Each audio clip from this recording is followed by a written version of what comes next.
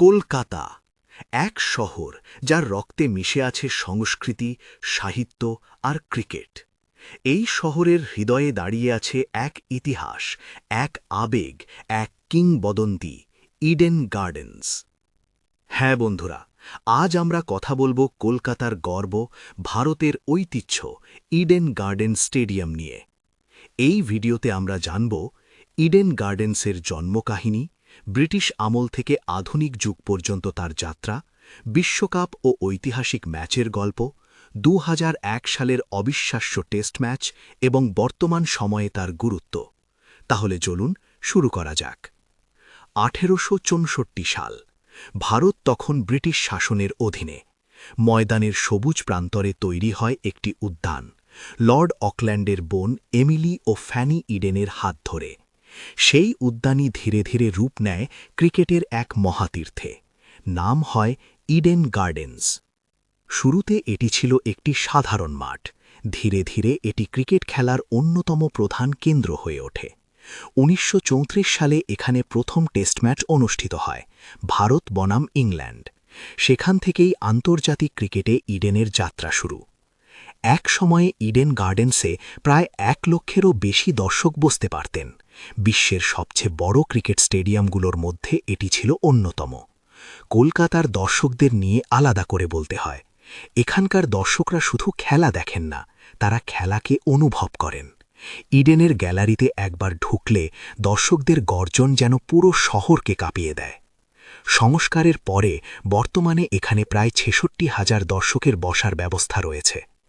আধুনিক flood light, উন্নত pitch এবং অত্যাধুনিক সুবিধা এখন এই স্টেডিয়ামে যুক্ত হয়েছে। ইডেন গার্ডেন্স বিশ্বকাপেরও সাক্ষী। ১৯৮৭ বিশ্বকাপ ফাইনাল, অস্ট্রেলিয়া বনাম ইংল্যান্ড।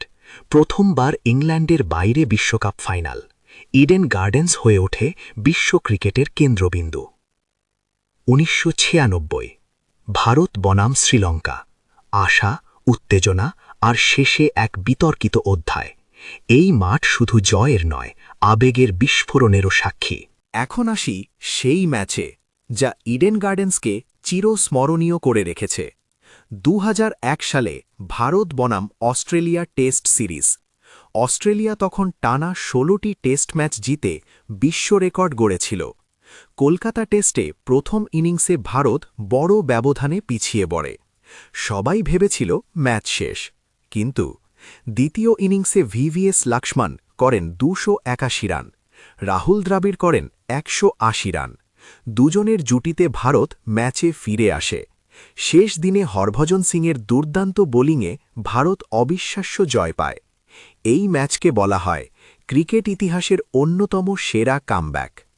এখানে অন্যান্য স্মরণীয় মুহূর্তগুলি হল সৌরভ গাঙ্গুলির নেতৃত্বে বহু ঐতিহাসিক ম্যাচ, অনিল কুম্বলের ৬ উইকেট, বিরাট কোহলির ১০০ run, day night test match ২০১৯ সালে ভারত বনাম বাংলাদেশ।